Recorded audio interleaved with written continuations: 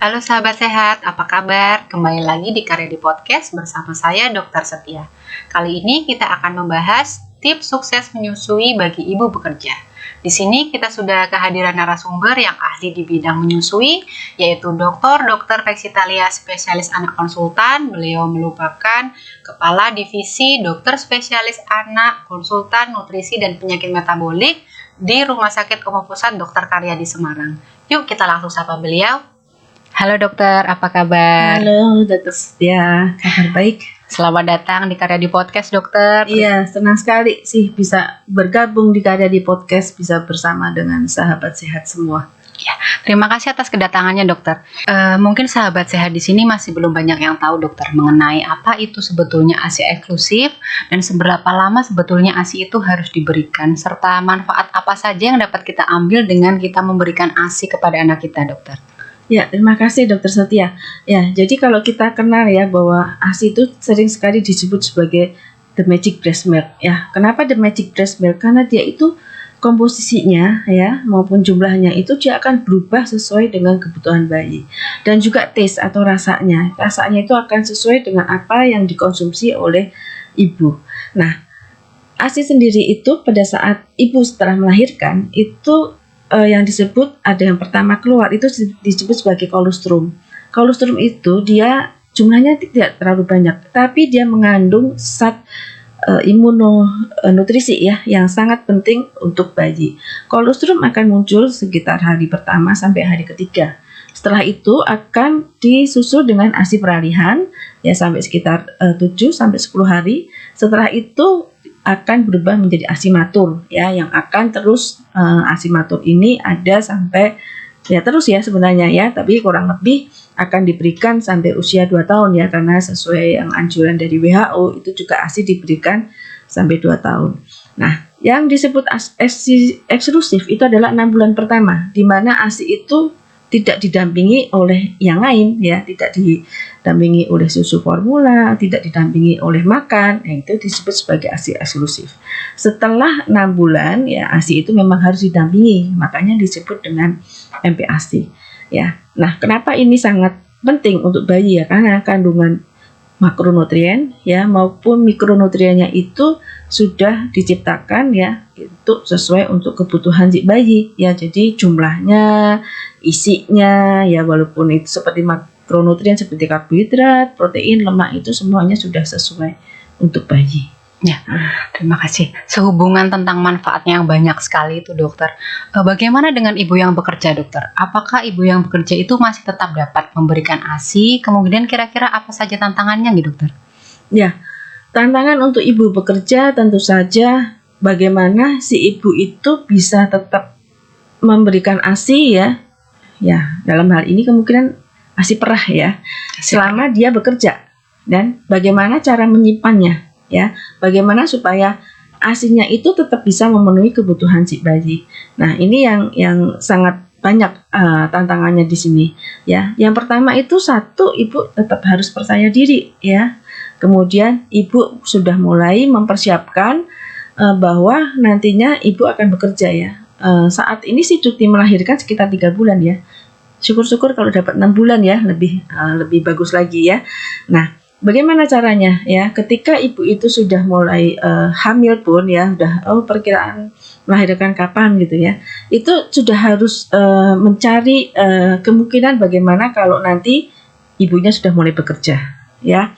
Jadi ibu mencari aturan-aturan ya, memang ada aturan secara nasional ya untuk melindungi supaya ASI itu tetap bisa diberikan ya, tetapi aturan lokal itu juga seringkali ada ya. Misalnya ibu ini bekerja di suatu perusahaan. Bagaimana jaraknya? Jarak ke rumahnya apakah terlalu jauh ya atau masih dekat ya? Kemudian di perusahaan itu apakah memungkinkan ya bekerjanya sekarang kan bisa work from home ya. Kalau bisa seperti itu akan lebih bagus lagi ya. Nah, kemudian juga sudah mulai mencari ya apakah pekerjaannya itu mungkin bisa digantikan oleh orang lain ya, ya tadi seperti work from home ya, dan juga mulai mencari tahu bahwa bagaimana kalau dia bisa memeras ASI-nya kemudian menyimpannya dulu dan kemudian membawanya pulang ya. Nah, itu juga sudah harus dicari ya. Dan perusahaan itu sebenarnya juga atau kantor itu wajib ya ada menyediakan suatu pojok menyusui ya.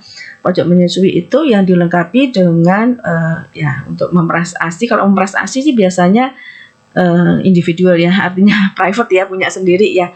Tapi bisa juga dari perusahaan itu menyediakan suatu misalnya untuk memeras ASI yang untuk dengan mesin ya, dengan baterai gitu ya, itu kan bisa dipakai juga ya.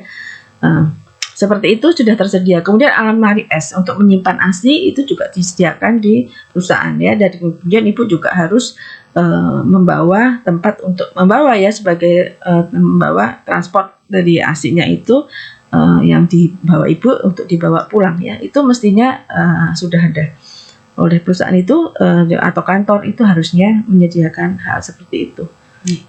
Ya. Terkait dengan ASI perah nih dokter, mungkin Mbak dapat diberikan tips bagaimana cara memerah ASI yang baik dokter, terkait dari mungkin metodenya atau seberapa sering kita harus memompa ASI, monggo dokter. Ya, tidak ada patokan yang khusus ya untuk artinya itu tergantung dari ibu. Ada beberapa cara ya, ada yang pakai manual, tapi ada juga yang pakai pompa ASI yang dia pompa yang manual ya, ada benar-benar manual pakai tangan gitu ya. Tapi ada juga yang pakai pompa ASI ya, yang manual. Tapi sekarang juga banyak dijual ya pompa ASI yang elektrik gitu. Ya, elektrik itu artinya ya bukan pakai listrik ya, tapi pakai baterai dan sudah disediakan juga ya untuk penutupnya ya. Jadi sangat individual. Sekarang kalau kita lihat kalau problem pada ibu bekerja itu kalau yang saya amati ya, itu memang terutama memang kalau pada buruh ya. Kalau yang ibu-ibu yang sudah pendidikannya tinggi itu dan fasilitasnya lengkap itu, bahkan kita bisa lihat ya, kalau ada seminar segala kan, ada ibu sambil tetap mendengarkan seminar tapi tetap memerah ASI-nya, itu juga banyak yang seperti itu. Ya jadi cuman yang buruh ini ya memang harusnya kita advokasi ya kepada para pemilik pabrik ya untuk menyediakan suatu tempat yang layak gitu, seperti ada pojok menyusui ya. Bahkan perusahaan itu memang wajib menyediakan untuk ruangan khusus menyusui ya dokter. Iya. Itu salah satu perlindungan untuk ibu menyusui dari kita dokter, pemerintah juga. Kemudian sehubungan dengan penyimpanan ASI dokter, bagaimana sih cara menyimpan ASI yang baik agar kualitas ASI-nya tetap terjaga dokter? Oke. Ya, prinsipnya untuk menyimpan ASI itu kita membutuhkan almari es ya, tentu saja ya. Nah, almari es itu ada yang almari es 2 pintu ya, dari depan itu sudah untuk freezer dengan fridge-nya itu sudah terpisah. Tapi ada juga yang 1 pintu. Ya, 1 pintu itu dibuka kemudian baru freezernya yang di atas gitu, fridge-nya ada di bawah gitu. Nah, dengan kondisi almari es yang ini itu penyimpanannya berbeda. Kalau kita 1 pintu, kalau kita mau menyimpan di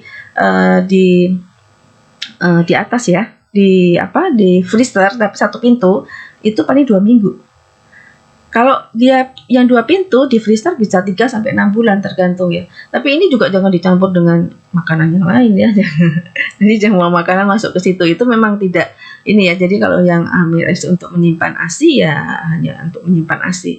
Nah, kemudian kalau yang di bawah itu ada yang mengatakan 2 hari atau 24 jam bahkan, tapi bisa juga dia sampai 5 hari, terutama kalau 5 hari itu yang ASI-nya ASI fresh ya, artinya bukan thawing ya, bukan dari yang atas kemudian diturunkan ke bawah ya, tapi benar-benar segar itu bahkan ada yang mengatakan bisa 5 hari ya. Tapi tentu saja ini juga membutuhkan listrik ya. Listrik juga harus benar ya. Kalau gelangan mati semua. Nah, ASI kalau sudah yang ASI beku itu kalau sudah cair itu perlakuannya adalah seperti yang di fridge ya. Ya 24 jam maksimal sudah harus diberikan. Chiller ya dokter. Ya. Chiller. Ya. Dokter, terkait dengan cara penyimpanan ASI, kan pada pegawai itu saat memompa ASI kemudian dia membawa ke rumah kan harus memiliki cooler bag ya dokter, itu wajib ya dokter. Kemudian apabila saat cuti kemudian mereka itu menyimpan banyak ASI dan diletakkan di freezer, tentu saja penanganannya berbeda dengan yang saat mereka pompa di tempat kerja kemudian langsung diberikan untuk anak keesokan harinya. Itu sebenarnya bagaimana dokter cara pemberian ASI-nya, cara penyediaannya atau cara menghangatkannya dengan yang sudah di freezer, dengan yang hanya di chiller saja, itu ada tips khususnya buatan dokter? Ya, yang kita tips khusus itu adalah kalau yang untuk ASI yang beku ya. Yang beku. Jadi kalau ASI yang beku sudah dicairkan itu nggak boleh dibekukan lagi. Ya, itu kunci yang pertama ya. Nah, bagaimana kalau kita mengambil ASI yang beku? Satu, kita bisa menghangatkan ya ASI itu ya dengan air hangat-hangat, suam-suam kuku itu ya. Atau kalau punya keran yang ada air panas dan air dinginnya itu kan bisa anget di situ, jangan yang panas mendidih, itu nggak boleh. Ya nggak boleh itu kalau dia dimasak langsung atau dimasukkan ke dalam microwave, itu rusak ya karena sampai mendidih ya. Tetapi atau justru dia dibiarkan di udara terbuka gitu ya. Jadi kalau sarannya ya supaya kalau membutuhkan waktunya masih agak lama gitu ya dari freezer ya, kemudian masukkan ke tadi freezer atau ke chiller tadi ya, itu nggak apa-apa. Jadi dia nanti akan menjadi beku pelan-pelan ya. Kemudian nanti dihangatkan biasa. Kalau menghangatkan ya hangat-hangat kuku ya, atau sekarang kan ada alat yang untuk seperti menghangatkan ya, steamer ya dokter. Steamer gitu ya. Ini pengalaman saya dokter saat menyimpan ASI di tempat freezer. Saya itu kadang anak itu sudah menangis dok. Jadi itu dia sampai sudah harus segera diberikan ASI. Jadi saya itu mengakalinya dengan cara yang di freezer itu malamnya itu saya turunkan di kulkas yang bawah dok. Jadi biar dia cair dulu. Jadi saat anak menangis langsung kita hangatkan dengan menggunakan steamer atau air panas. Itu boleh tidak dokter? Itu yang benar. Ya boleh kan? Dokter. Karena kalau sudah diturunkan itu kemudian dia ditaruh di bawah ya, itu kan kurang lebih 24 jam. Cukup kan waktunya. Jadi kalau 24 jam di udara terbuka rusak. Makanya kalau diturunkan dari freezer ya, kemudian ditaruh biasa di udara terbuka pelan-pelan sekali, nah itu bisa rusak nanti. Kemudian banyak pertanyaan lagi dokter mengenai bagaimana sih cara kita itu atau tips yang bisa dokter berikan kepada sahabat sehat semua agar ASI-nya itu tetap lancar walaupun kita memompa dari tempat kerja begitu dokter? Ya, yang pertama satu ya, ibunya jangan kecapean ya. Kalau terlalu capek, apalagi stres ya, itu pasti ASI-nya juga akan turun ya, karena itu kan ada hormon prolaktin dan oksitoksin yang bekerja, terutama oksitoksin ini dia bekerjanya begitu stres gitu ya, ASI-nya langsung turun ya. Nah, jadi jangan stres ya, tetap dibuat gembira ya, dan kalau pas memompa ASI ya setiap 3 atau 4 jam sekali ya, itu ASI tetap harus dipompa ya, tetap harus punya waktu untuk memompa ASI.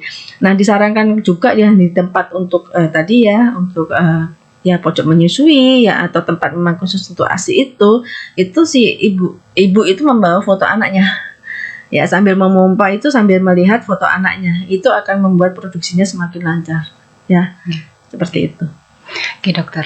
Kemudian ini banyak pertanyaan mengenai apakah ASI saya itu cukup dokter. Sebenarnya itu dikatakan ASI kita cukup untuk anak kita itu apakah ada tanda-tanda khususnya gitu dokter yang bisa disampaikan kepada sahabat sehat semua? Oke, ya. Kalau yang bayi baru lahir nih ya, bayi baru lahir itu bagaimana kita mengetahui bahwa ASI-nya cukup ya? Itu satu ya. Bayinya itu dari kencing. Ya, kencing itu lebih dari 6 kali sehari, terutama kalau sudah hari ketiga, hari keempat gitu ya. Hari pertama, hari kedua kadang-kadang belum sampai segitu karena jumlah ASI juga masih sedikit ya, tapi hari keempat gitu sudah mulai kita hitung kencingnya ya, kencingnya lebih dari 6 kali sehari. Nah, bagaimana dengan beraknya ya? Seringkali ibu-ibu, terutama ya ibu-ibu yang masih anak pertama ya, itu takut anak saya kok mencret gitu ya, padahal berak bayi sampai usia 1 bulan yang betul itu justru harus sering ya, paling enggak itu 4 kali itu yang berbentuk ya, maksudnya yang agak banyak ya, belum kalau setiap kali dia nenen gitu ya, atau menetek gitu, kemudian cerit keluar. Itu tuh biasa sampai 10 sampai 12 kali kadang-kadang seperti itu ya. Tapi yang jadi patokan adalah kencing. Kemudian berat badan ya. Berat badan bayi itu dia akan turun dulu, pasti akan turun dulu ya. Dalam 10, tapi dalam 10 sampai 14 hari kemudian dia sudah harus lagi kembali ke berat badan lahir ya. Katakanlah 3 kilo ya, 3 kilo dia akan turun dulu ya. Kemudian nanti akan kembali dalam waktu umur bayi usia 10 hari atau kadang-kadang maksimal 2 minggu itu kembali ke 3 kilo lagi. Nah, turunnya itu tidak boleh lebih dari 10%. Jadi kalau misalnya 3 kilo gitu ya, maksimal itu dia di berat badan 2.700 ke atas gitu. Kalau dia turunnya sampai 2.600, ya mungkin aslinya nggak cukup ya. Kemudian warna kencingnya tadi jernih ya, kuning jernih, bukan yang kuning pekat ya. Nah, kemudian nanti setelah itu kalau dia sudah lebih dari 2 minggu, maka kita harus melihat kenaikan dari berat badan. Makanya KMS itu sangat penting, harus diplot ya, karena nggak diplot nanti nggak tahu kenaikan berat badannya si bayi. Itu harus sesuai dengan arah garisnya. Kadang ibu-ibu bekerja itu tidak pede, dokter. Jadi merasa kalau ASI saya itu masih kurang. Kemudian juga dikatakan, beberapa iklan mengatakan bahwa susu formula itu kandungannya hampir sama seperti ASI, sehingga mereka itu memilih untuk memberikan susu formula begitu, dokter. Sebenarnya bagaimana itu, dokter? Apakah benar bahwa susu formula itu kandungannya sama dengan ASI, dokter? Tidak bisa sama persis sampai sekarang ya. Katakanlah kalau susu ASI itu dia segini ya, susu formula hanya segini gitu, yang bisa menyamai ya. Makronutrien sebagian sih sudah mereka sudah bisa mencoba ya. Yang sebagian besar dari susu formula itu kan bahan dasarnya dari susu sapi ya. Tentu saja dia lemaknya beda ya. Kemudian proteinnya ya, kalau pada ASI itu whey protein ya, itu jauh lebih tinggi ya, sedangkan susu formula itu kasein ya, itu berbeda. Tapi ini sudah bisa susu formula merubah itu ya, jadi whey-nya yang jadi lebih ya, menyamai ASI ya.